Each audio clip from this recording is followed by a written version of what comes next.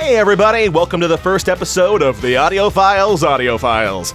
I guess that would make me the audiophile? Whatever. If you don't know who I am, my name is Austin, but people tend to call me Amtrax. But, well, honestly, whatever works best for you. I mean, you can call me whatever you want, just don't call me late for dinner if you know what I'm a voiceover actor, a musician, and a sound designer who loves himself some video games. And chances are, if you're watching this video, then you're interested in any of those things too. Cause that's what this channel's all about. For today's video, I decided to take a look at a game that I'm sure that most of you have played or at least know about. Super Mario Bros. 3. I mean, seriously, who's never heard of this game? It's Super Mario Bros. 3. It's like beef oven. That's how popular it is. This game's an absolute masterpiece from start to end, and I'm pretty sure I don't need to talk about why this game is so great. But I'm gonna try anyway. Because seriously, you're doing yourself a disservice if you don't play this game at least once, especially if you're interested in game design. Which brings us to today's topic, the music.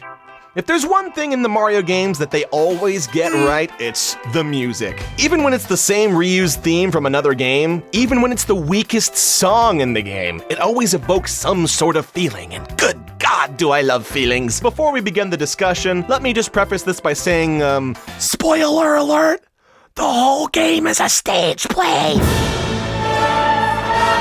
Okay, yeah, I know. Common knowledge by now, but for those of you who are confused, basically, the game starts with curtains opening, each set piece is bolted down and hanging from the ceiling, the blocks cast shadows on the sky. Exit, stage right. You get the idea. And you thought the ending of the American Mario 2 was weird. Along with the visual style of the game adding to the stage play aspect of it is the musical style of the game. While most of the early Mario games take a swing or Latin approach to the music, at least in terms of the overworld themes, Mario 3's overworld and athletic themes are much more vaudevillian in their feel. The square and saw instrument sounds are very piano-like with light notes and a quirky melody, very reminiscent of early vaudeville or melodrama music. Now, what's vaudeville and melodrama? And what does it have to do with all this? Well, melodramas were a popular form of stage play that date back to the 18th century, but they were also widely popular through the 1930s. In fact, there's still some places today that you can see melodramas. In fact, I think there's still a melodrama theater somewhere in Sacramento. I went to it when I was in elementary school, so I don't know if it's still there or not. Typically, the characters in melodramas were very stereotyped, and their intentions were never very subtle. I guess they were kind of like the soap operas of the day.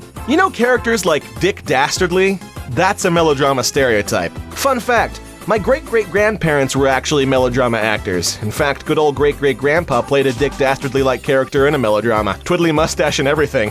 No joke. Vaudeville, on the other hand, can refer to a variety of different things, though typically people associate it with comedic or at least upbeat stage acts from the 1800s to the 1930s. It's a variety show of sorts, influenced by circus acts and featured a lot of music, slapstick, comedy, and impersonations. You can see the influence of vaudeville in early television pop culture, in things like 3 Stooges, the Marx Brothers, even Looney Tunes. Really, if you put melodrama and vaudeville together, you'd get stuff like The Perils of Penelope Pitstop, and again, Looney Tunes. Both of these forms of stage were accompanied by piano that typically sounded something like... See, that sort of vibe is very distinctly heard in the overworld theme and the athletic theme of Mario 3. Here, take a listen.